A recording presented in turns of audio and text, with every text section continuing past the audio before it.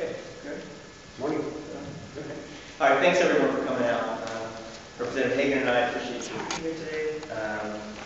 My colleague and I are here to announce a proposed change in Ohio law that will make it illegal for candidates for statewide elected office to hide their personal financial records. This legislation is based on a state law in Florida that requires candidates to disclose their personal financial records or copies of their tax returns. This law has been on the books in Florida since the 1970s and is long overdue for the state of Ohio.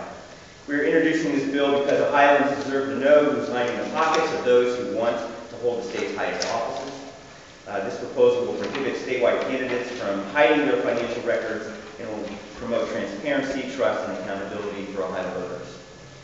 This bill is modeled after a Florida law that requires all candidates for a statewide non-judicial office to file a sworn statement listing his or her net worth, assets and liabilities more than $1,000, real property and intangible personal property worth more than 10% of the candidate's total assets.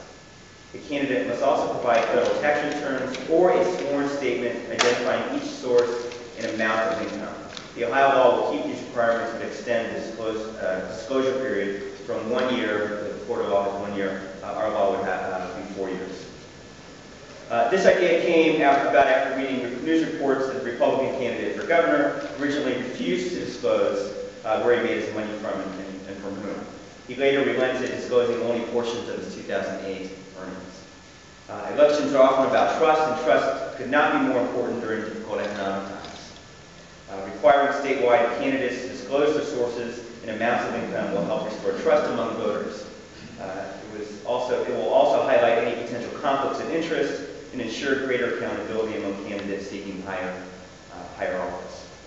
We know, for example, that Congressman Kasich received a $500,000 bonus from the Wall Street firm Lehman Brothers shortly before the firm collapsed and the national recession began.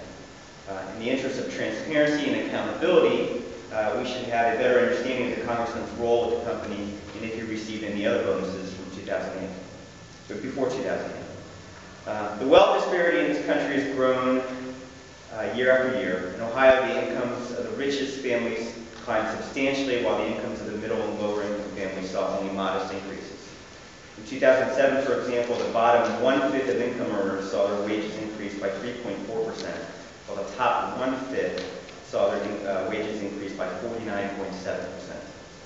We know that Ohioans continue to suffer as a result of Wall Street failures and anti-middle class policies, and they have a right to know if those seeking their vote profited while they struggled.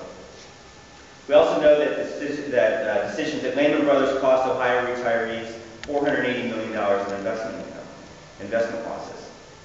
It would be important to know if the person seeking the governor's office had any involvement in the decisions that led to those losses.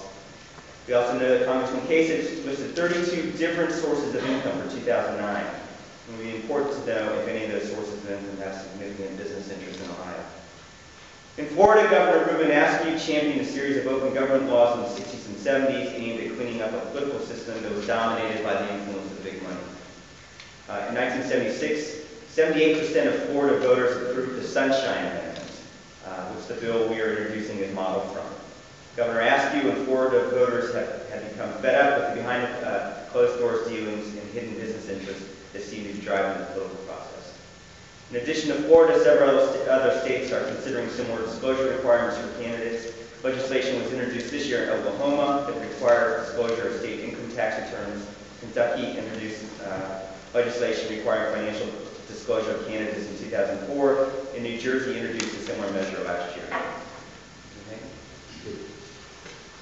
Clearly, the financial collapse in 2008 and the recent revelations that the Wall Street firm Goldman Sachs is profiting by betting against the American economy is a needed reminder that disclosure can be a powerful and important tool. In Ohio, we've also experienced corruption in the not too distant past where political insiders were getting lucrative investment contracts at the Ohio Bureau of Workers' Compensation. Had proper disclosures occurred back then, perhaps Ohio could have avoided the catastrophe. Again, this is yet another example that disclosure can be an important tool to prevent against potential conflicts of interest. Our efforts to strengthen the disclosure requirements for candidates for the statewide constitutional office will improve the accountability and transparency of our political process. It will help avoid corruption scandals that have plagued the public and private sectors, and it will improve the trust relationship with voters and give them tools to make informed decisions about their state leaders. Finally, elections are often about trust, and trust could not be more important during difficult economic times. Requiring statewide candidates to disclose their sources and amounts of income will help to restore that trust, highlight potential conflicts of interest, and ensure greater accountability amongst those seeking higher office. We're open for any questions.